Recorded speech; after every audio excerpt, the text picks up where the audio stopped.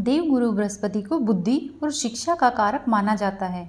गुरुवार को बृहस्पति देव की पूजा करने से धन, विद्या, मान सम्मान, प्रतिष्ठा और कई मनोवांछित फल की प्राप्ति होती है। गुरुवार के दिन व्रत और कथा सुनने से घर परिवार में सुख समृद्धि बनी रहती है। आइए जानते हैं गुरुवार व्रत कथा के बारे में। एक बार की बात है, भारतवर्ष में एक प्रतापी और दानी राजा रहता था। वह प्रतिदिन गरीबों और ब्राह्मणों की सहायता करता था। उसकी रानी को यह बात अच्छी नहीं लगती थी। वह न ही गरीबों को दान देती और न ही भगवान का पूजन करती थी और राजा को भी दान देने से मना किया करती थी। एक दिन राजा शिकार खेलने वन को गए हुए थे तो रानी महल में अकेली थी। उसी समय बृहस्पति देव साधु के वेश में राजा के महल में भिक्षा के लिए आए और भिक्षा मांगी। रानी ने भिक्षा देने से इनकार किया और कहा, हे साधु महाराज, मैं तो दान पुण्य से तंग आ गई हूँ। मेरा पति सारा धन लुटाते रहते हैं। मेरी इच्छा है कि हमारा धन नष्ट हो जाए, फिर न रहेगा बांस और न बजेगी बांसुरी। साधु ने कहा, हे देवी, तुम तो बड़ी विचित्र हो। धन संतान तो सभी चाहते हैं, पुत्र और लक्ष्मी तो पापी के घर भी होनी चाहिए। यदि तुम्हारे पास अधिक धन है तो भूखों को भोजन दो, प्यासों के लिए प्याऊ बनवाओ, मुसाफिरों के लिए धर्मशालाएं खुलवाओ। जो निर्धन अपनी कुंवारी कन्या का विवाह नहीं कर सकता, तुम उनका विवाह करा दो। ऐसे और कई काम हैं जिनके करने से तुम्हारा यश लोक और परलोक दोनों जगह में फैलेगा। परंतु रानी पर इस उपदेश का कोई प्रभाव नहीं पड़ा। वह बोली, महाराज, आप मुझे कुछ न समझाइए। मैं ऐसा धन नहीं चाहती जो हर जगह बांटती फिरूं। साधु ने उत्तर दिया, यदि तुम्हारी ऐसी ही इच्छा है तो तथास्तु। तुम ऐसा करना कि बृहस्पतिवार को घर लीपकर पीली मिट्टी से अपना सिर धोकर स्नान करना, भट्टी चढ़ाकर कपड़े धोना। ऐसा करने से आपका सारा धन नष्ट हो जाएगा। इतना कहकर वह साधु महाराज वहाँ से चले गए। साधु के कहे अनुसार रानी उन बातों को पूरा करती रही। रानी को केवल 3 बृहस्पतिवार ही बीते थे कि उसकी समस्त धन संपत्ति नष्ट हो गई। भोजन के लिए राजा का परिवार तरसने लगा।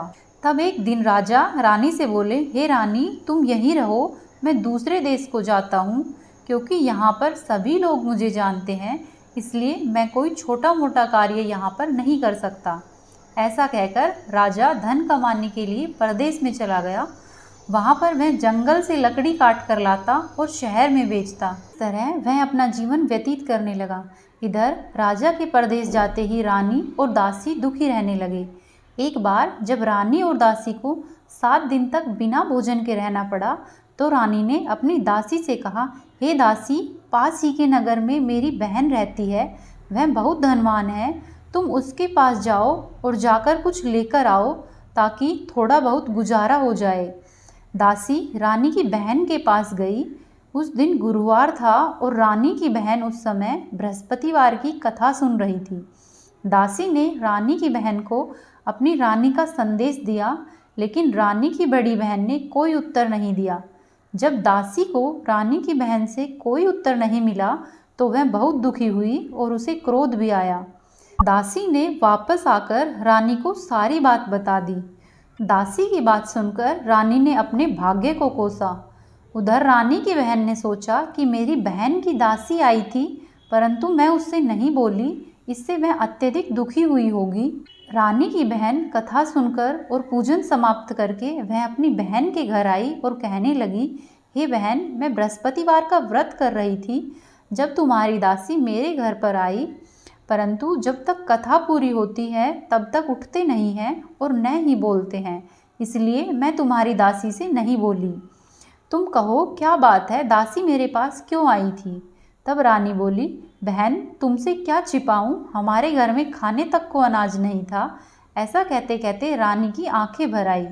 उसने दासी समेत पिछले 7 दिनों से भूखे रहने की बात अपनी बहन को विस्तार पूर्वक सुनाई। रानी की बहन बोली, देखो बहन, भगवान बृहस्पति देव सबकी मनोकामना पूरा करते हैं। देखो, शायद तुम्हारे घर में भी अनाज रखा हो। पहले तो रानी को विश्वास ही नहीं हुआ, परंतु अपनी बहन के बार बार आग्रह करने पर उसने अपनी दासी को अंदर भेजा तो देखा सचमुच वहाँ पर अनाज से भरा हुआ एक घड़ा मिला। यह देखकर दासी को बहुत हैरानी हुई। दासी कहने लगी, हे रानी, जब हमको भोजन नहीं मिलता था तो हम व्रत ही करते थे, इसलिए क्यों न इनसे व्रत और कथा की विधि पूछ ली जाए ताकि हम भी व्रत कर सके। तब रानी ने अपनी बहन से बृहस्पतिवार व्रत के बारे में पूछा। उसकी बहन ने बताया, बृहस्पतिवार के व्रत में चने की दाल और मुनक्खा से विष्णु भगवान का केले की जड़ में पूजन करें तथा दीपक जलाए। उसके बाद तुम व्रत कथा सुनना और फिर पीला भोजन ही करना, इससे बृहस्पति देव प्रसन्न होते हैं। व्रत और पूजन की विधि बतलाकर रानी की बहन अपने घर को लौट गई। 7 दिन बाद जब गुरुवार आया तो रानी और दासी दोनों ने व्रत रखा। गुड़साल में जाकर वो चना और गुड़ लेकर आ गई। फिर उसने केले की जड़ तथा भगवान विष्णु का पूजन किया। अब उन्होंने सोचा कि व्रत तो हो गया, लेकिन पीला भोजन कहाँ से लेकर आए। इस बात को लेकर दोनों अत्यधिक दुखी थी। क्योंकि उन्होंने व्रत रखा था, इसलिए बृहस्पति देव उनसे प्रसन्न हो गए। इसलिए बृहस्पति देव एक साधारण व्यक्ति का रूप धारण कर 2 थालों में पीला भोजन लेकर दासी को दे गए। भोजन पाकर दासी अत्यधिक प्रसन्न हुई और फिर रानी के साथ मिलकर दोनों ने भोजन ग्रहण किया। उसके बाद वे सभी गुरुवार को व्रत और पूजन करने लगी। बृहस्पतिवार भगवान की कृपा से उनके पास फिर से पहले की तरह ही धन और संपत्ति आ गई, परंतु रानी फिर से पहले की तरह आलस्य करने लगी। तब दासी बोली, देखो रानी, तुम पहले भी इस प्रकार आलस्य करती थी, तुम्हें धन रखने में कष्ट होता था, इस कारण सभी धन नष्ट हो गया, और अब जब भगवान बृहस्पति की कृपा से धन मिला है तो तुम फिर से आलसी होती जा रही हो। रानी को समझाते हुए दासी बोली कि हमें बड़ी मुसीबतों के बाद यह धन मिला है, इसलिए आपको दान पुण्य करना चाहिए, भूखे मनुष्यों को भोजन कराना चाहिए और धन को शुभ कार्यों में खर्च करना चाहिए, जिससे कि तुम्हारे कुल का यश बढ़ेगा, स्वर्ग की प्राप्ति होगी और तुम्हारे पितृ प्रसन्न होंगे। दासी की बात मानकर रानी ने अपना धन शुभ कार्यों में खर्च करना शुरू कर दिया, जिससे पूरे नगर में उसका यश फैलने लगा। वहीं दूसरी तरफ एक दिन राजा दुखी होकर जंगल में एक पेड़ के नीचे आसन जमा कर बैठ गया। वह अपनी दशा को याद करके व्याकुल होने लगा।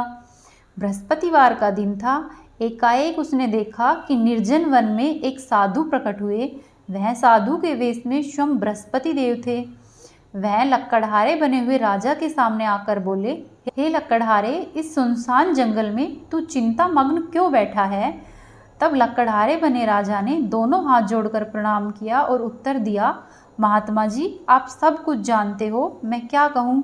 यह कहकर वह रोने लगा और साधु को अपनी पूरी कथा सुनाई। तब महात्मा बोले, तुम्हारी स्त्री ने बृहस्पतिवार के दिन बृहस्पति भगवान का अनादर किया है, जिसके कारण रुष्ट होकर उन्होंने तुम्हारी यह दशा कर दी। अब तुम चिंता को दूर करो और मेरे कहने पर चलो तो तुम्हारे सारे कष्ट दूर हो जाएंगे और भगवान पहले से भी अधिक संपत्ति देंगे तुम्हें। तुम बृहस्पतिवार के दिन कथा किया करो। 2 पैसे के चने मुनक्खा लेकर उनका प्रसाद बनाओ और शुद्ध जल से लोटे में शक्कर मिलाकर अमृत तैयार करो। कथा के पश्चात अपने सारे परिवार और सुनने वाले प्रेमियों में अमृत व प्रसाद बांटकर अपने आप भी ग्रहण करना। ऐसा करने से भगवान तुम्हारी सब मनोकामनाएं पूरी करेंगे। साधु के ऐसे वचन सुनकर लक्कड़हारा बोला, हे प्रभु, मुझे लकड़ी बेचकर इतना पैसा नहीं मिलता जिससे भोजन के उपरांत कुछ बचा सकूं। मैंने रात्रि में अपनी स्त्री को व्याकुलता में देखा है। मेरे पास कुछ भी नहीं है जिससे मैं उसकी खबर मंगा सकूं। साधु ने कहा, हे लक्कड़हारे, तुम किसी बात की चिंता मत करो। बृहस्पतिवार के दिन तुम रोजाना की तरह लकड़ियाँ लेकर शहर को जाओ। तुमको रोज से दुगुना धन प्राप्त होगा, जिससे तुम भली भांति भोजन कर लोगे तथा बृहस्पति देव की पूजा का सामान भी आ जाएगा। इतना कहकर साधु वहाँ से अंतर्ध्यान हो गए। धीरे धीरे समय व्यतीत होने लगा और फिर बृहस्पतिवार का दिन आया। लक्कड़हारा जंगल से लकड़ी काटकर किसी शहर में बेचने गया। उसे उस दिन अन्य दिनों से अधिक पैसा मिला। फिर लक्कड़हारे बने राजा ने चना गुड़ लेकर गुरुवार का व्रत किया। उस दिन उसके सभी कलेश दूर हुए, परंतु जब दोबारा गुरुवार का दिन आया तो वह बृहस्पतिवार का व्रत करना भूल गया। इसी कारण बृहस्पति भगवान उससे नाराज हो गए। उस दिन उस नगर के राजा ने विशाल यज्ञ का आयोजन किया तथा शहर में यह घोषणा करवा दी कि कोई भी मनुष्य अपने घर में भोजन नहीं बनाएगा, न ही आग जलाएगा। समस्त जनता मेरे यहाँ पर भोजन करने के लिए आएगी। इस आज्ञा को जो नहीं मानेगा उसे फांसी की सजा दी जाएगी। इस तरह की घोषणा संपूर्ण नगर में करवा दी गई। राजा की आज्ञा के अनुसार शहर के सभी लोग भोजन करने गए, लेकिन लक्कड़हारा कुछ देर से पहुंचा, इसलिए राजा उसको अपने साथ अपने घर ले गए और अपने घर पर ले जाकर उसको भोजन करा रहे थे। तभी रानी की दृष्टि उस खूंटी पर पड़ी जिस पर रानी का हार लटका हुआ था। रानी को खूंटी पर अपना हार दिखाई नहीं दिया, जिससे रानी को बहुत आश्चर्य हुआ और उसने सोचा कि इस मनुष्य ने ही मेरा हार चुरा लिया है। तब रानी ने उसी समय सिपाहियों को बुलाकर उसको कारागार में डलवा दिया। जब लक्कड़हारा कारागाह में था तब वह बहुत दुखी होकर विचार करने लगा कि ना जाने कौन से पूर्व जन्मों के कर्म से मुझे यह दुख प्राप्त हुआ है। तब उसी समय वह साधु को याद करने लगा जो उसे जंगल में मिला था। उसी समय तत्काल बृहस्पति देव साधु के रूप में प्रकट हुए और उसकी दशा को देखकर कहने लगे, अरे मूर्ख, तूने बृहस्पति देव की कथा नहीं करी, जिस कारण से तुम्हें यह दुख प्राप्त हुआ है। अब चिंता मत करो, बृहस्पतिवार के दिन कारागार के द्वार पर तुम्हें 4 पैसे पड़े मिलेंगे। तुम उन पैसों से गुड़ चने मंगाकर बृहस्पति देव की पूजा करना, जिससे तुम्हारे सभी कष्ट दूर हो जाएंगे। इसके बाद साधु वहाँ से अंतर्ध्यान हो गए। फिर बृहस्पतिवार का दिन आया और बृहस्पतिवार के दिन उसे 4 पैसे मिले। लक्कड़हारे ने कथा कही और उसी रात्रि को बृहस्पति देव ने उस नगर के राजा को स्वप्न में कहा, हे राजा, तूने जिस आदमी को कारागार में बंद किया है वह निर्दोष है, वह राजा है, उसे छोड़ देना।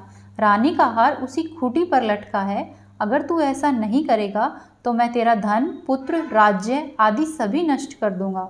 इस तरह रात्रि को स्वप्न देखने के बाद राजा ने प्रातःकाल उठकर खूंटी पर हार को देखा तथा फिर उसने कारागार से लक्कड़हारे को बुलाया और क्षमा मांगी तथा लक्कड़हारे को योग्य सुंदर वस्त्र आभूषण देकर विदा किया। बृहस्पति देव की आज्ञा के अनुसार लक्कड़हारा अपने नगर को चल दिया।